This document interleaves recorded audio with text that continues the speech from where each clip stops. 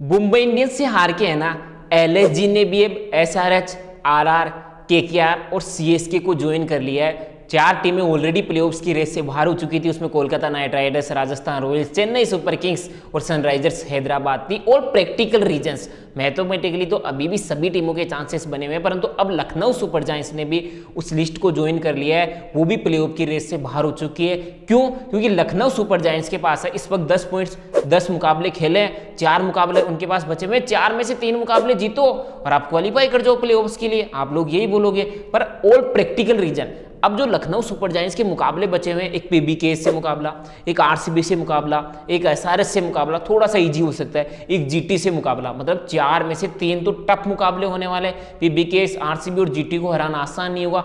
इसके अलावा पिछले 4 में से 3 मुकाबले एलएसजी की टीम हारी है और ये साल 2024 में भी हुआ था। एलएसजी ने शुरुआत अच्छी करी थी पर लास्ट के कुछ मुकाबलों में हारना चालू किया, फिर लगातार हारते हारते टूर्नामेंट से बाहर हो गए। और इस बार भी एलएसजी ने शुरुआत अच्छी करी थी, जीत के साथ शुरुआत करी थी, पर पिछले 4 में से 3 मुकाबले हार चुकी है। ऋषभ पंत की फॉर्म से स्ट्रगल चल रहा है। तो ऑल प्रैक्टिकल रीजंस को देखते हुए ऐसा लग रहा है कि अब लखनऊ सुपर जायंट्स के लिए भी आईपीएल 2025 की प्लेऑफ्स में बने रहना बहुत मुश्किल होने वाला है। तो 5 टीमों का काम तमाम हो चुका है, 5 टीमों ने टाटा बाय बाय बोल दिया है। अब 5 टीमों के बीच में टॉप 4 की रेस है ना यार, वो दिलचस्प हो गई है, वो धमाकेदार हो गई है।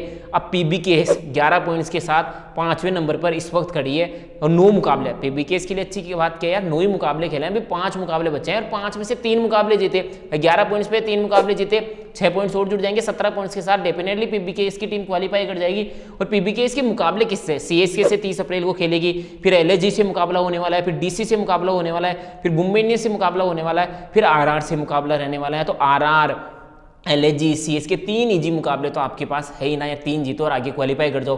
वहीं दिल्ली कैपिटल्स 12 पॉइंट्स है, 9 मुकाबले हो चुके हैं, अब उनके पास बचे हुए 5 और 5 में से 2 मुकाबले ही जीतने हैं यहाँ पे दिल्ली कैपिटल्स को। और मुकाबले बचे केकेआर, एसआरएच, पीबीकेएस, जीटी और एमआई के। और वहीं मुंबई इंडियंस ने ये 5 बैक टू बैक मुकाबले जीत दर्ज करके है ना, अब बोल दिया है कि हम तो प्लेऑफ्स में जा रहे हैं और इस बार प्लेऑफ्स में एक धमाकेदार एंट्री मारेंगे। 12 अप्रैल के दिन 5 में से मात्र 1 मुकाबला जीता हुआ था, पॉइंट्स टेबल में 9वें नंबर पे बनी हुई थी। और अब मुंबई इंडियंस की टीम टॉप 3 में पॉइंट्स टेबल में बनी हुई है, लगातार 5 मुकाबले जीत गए। और अब मुंबई इंडियंस के पास भी 12 पॉइंट्स हो चुके हैं 10 मुकाबलों में।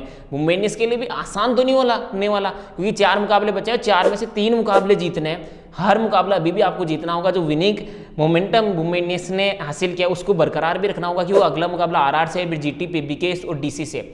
वहीं जीटी सबसे रिलैक्स है। देखो 12 पॉइंट जीटी के पास है इस वक्त, 8 मैचेज खेले हैं मात्र, 6 मैचेज में से 3 ही जीतने, 50% रिजल्ट उनको अपने पक्ष में चाहिए। उस पर भी 18 पॉइंट्स पे पहुंच सकते हो यार।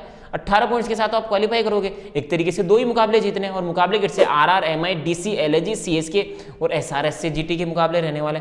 आरसीबी की टीम टॉप 2 की रेस में आ चुकी है भाई साहब। आरसीबी बोल रही है हम तो टॉप 2 में फिनिश करेंगे, बाकी तुम देखो, बाकी के स्थान तुम देखते रहो। क्योंकि आरसीबी की 14 पॉइंट्स पर पहुंचने वाली पहली टीम बन चुकी है, टेबल टॉपर बन चुकी है। 10 मैचेज ही अभी खेले हैं और 4 मैचेज उनके बचे हुए हैं। एक सीएसके से अगला मुकाबला 3 मई को रहने वाला है, फिर एलएसजी, एसआरएच और केकेआर से मुकाबला रहेगा।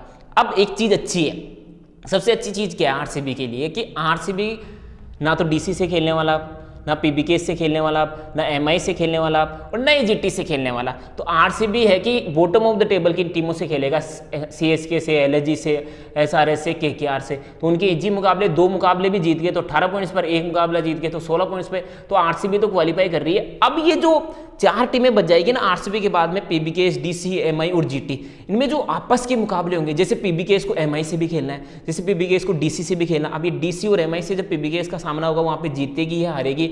और वहीं डीसी का भी जब पीबीकेएस से सामना होगा, डीसी का जब एमआई से सामना होगा, वो मुकाबले भी डिसाइड करेंगे कि कौन सी टीम, डीसी आगे जा रही है या पीबीकेएस आगे जा रही है या एमआई आगे जा रही है। क्योंकि एमआई को है ना पीबीकेएस के खिलाफ भी खेलना है, डीसी के खिलाफ भी खेलना है और जीटी के खिलाफ भी खेलना है। तो ये जो चारों टीमें जब आपस में मुकाबले खेलेगी ना, उनमें कौन जीतेगा वो टीम आगे निकलने वाली है। क्योंकि पीबीकेएस, डीसी, एमआई, जीटी को आपस में भी मुकाबले खेलने हैं और ये आपस वाले मुकाबले डिसाइड करेंगे कि इन टॉप 4 में से टॉप 3 टीमें कौन सी होने वाली है। क्योंकि आरसीबी पहली टीम बन चुकी है ऑलमोस्ट प्लेऑफ्स के लिए क्वालिफाई करने वाली, या नहीं बनी तो 3 मई को सीएसके के खिलाफ जीतकर बन जाएगी। तो प्लेऑफ्स का सिनारियो कंफर्म हो चुका है और मोस्ट लाइकली क्वालिफायर 1 में आरसीबी खेलेगी और रख सकता है आरसीबी वर्सेस जीटी क्वालिफायर 1 हमें देखने को मिले। वहीं दूसरा जो होगा एलिमिनेटर मुकाबला यार, उसमें MI DC PBK के बीच में भी एक त्रिकोणीय मुकाबला होगा। मुझे लगता है कि GT भी टॉप 2 में फिनिश करेगी। अब PBK DC MI में से पिक करना मुश्किल है कि वो 2 टीमें और कौन सी रहने वाली है जो प्लेऑफ्स के लिए क्वालिफाई करेगी। आपके हिसाब से कौन सी होगी? कमेंट बॉक्स में कमेंट करके जरूर बताएं।